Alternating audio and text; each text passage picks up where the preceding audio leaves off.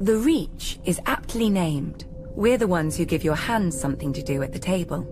As the most fertile region of the Seven Kingdoms, we grow the lion's share of the grains and fruit that feed this country.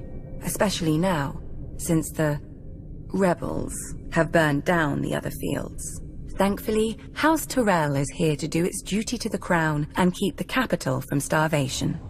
Yet, as with all gardens, weeds grow in the Reach too, though few name them as such.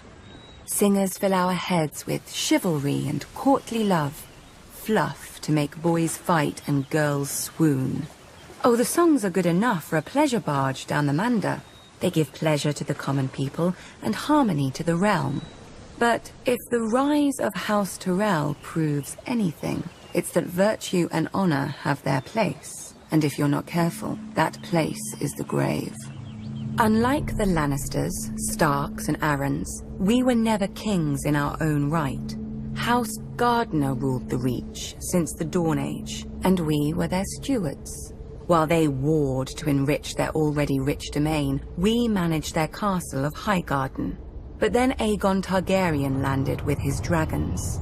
Nobody knows why the Gardener King took the field against him. Anyone could see that a man who grows flowers should beware a man who grows fire-breathing monsters.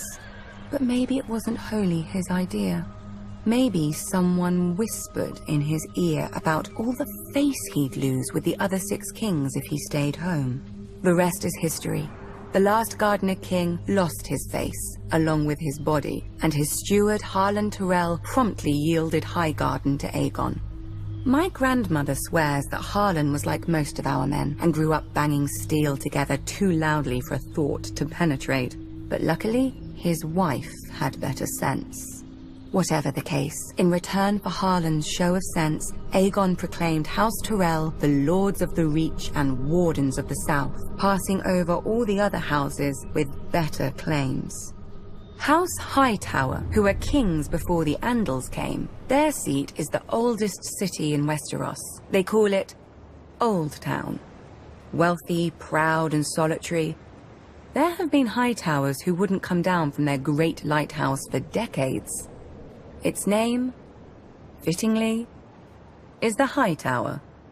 House Florent, who had actual blood ties to the Gardeners. They whinge about their ancient rights to Highgarden every once in a while, and now that their daughter is married to Stannis Baratheon, about their rights to all of Westeros too.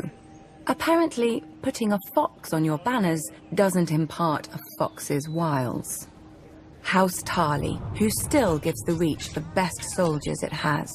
If Aegon had named them as his lords, the Reach would have become the greatest military camp in the world, until it starved to death. The price for conscripting all the farmers. Yet Aegon chose us. Centuries later, when his descendant Aerys faced rebellion, the Reach stayed loyal. Mostly.